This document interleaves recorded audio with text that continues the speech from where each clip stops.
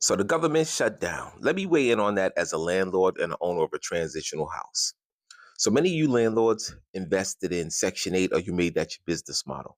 Now, I've been saying for years now not to.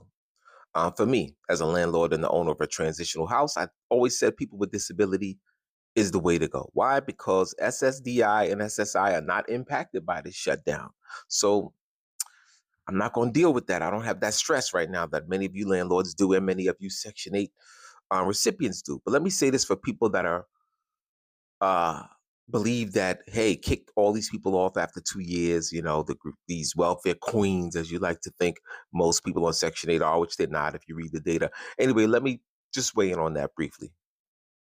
Yes, you have people that abuse the system, but if the cost of living and pay wages don't balance out, there's not a job in the world that can pay one of these uh, single parents enough to survive.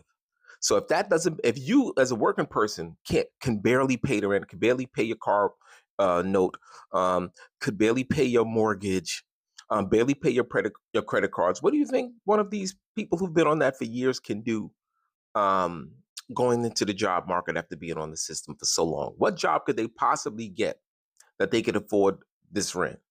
So to me, it has to balance out. The cost of living has to balance out in order for that to be effective. Other than that, we're going to have more homeless people. That's it. More crime. That's it. Anyway, I'd love to know what you think. Like, share, subscribe, and comment.